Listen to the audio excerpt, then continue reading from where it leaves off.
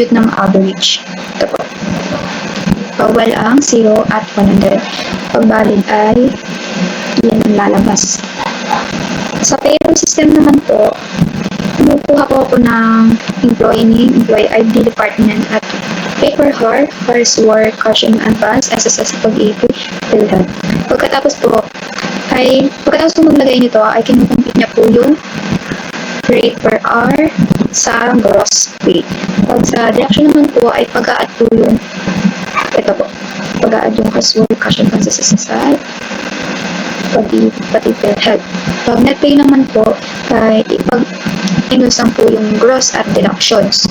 Ginawa ko po ito gamit ng basic arithmetic operation. Tapos, pagkatapos po ay pinapakita ko ang simple na passive. Yan. Sa BMI calculator, kumukuha po ako ng weight and height. Kinagamitan ko po ng formula ng weight divide by height at ipinapakita ko ang BMI na may dalawang decimal places. Pag na-compute na po, nilalabas na decimal na dalawa. Sa birthday calculator, kumukuha po ako ng birth year, month, and day. Ginamit ko po ang calendar class para makuha ang kasalukuyan na taon. Yung system na po ang bahala kung ano po yung age sa birth year, birth month, and birthday.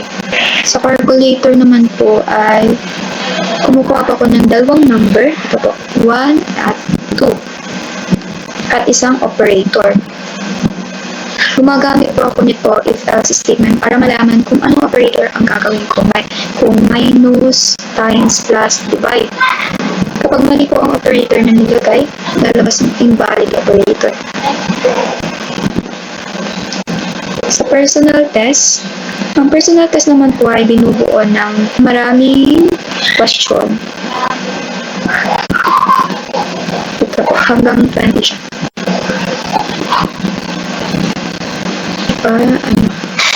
Please.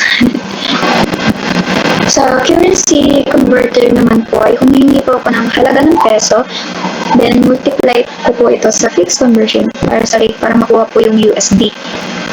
Mako-convert po yung peso sa USD. Sa daily expenses, humingi po ako ng budget, food, at fare. Pagkatapos po ay kwentahin kung magkano yung balance na natira. Sa password generator ay gumamit po ako ng random class. May nakahandang string sa character. Ito.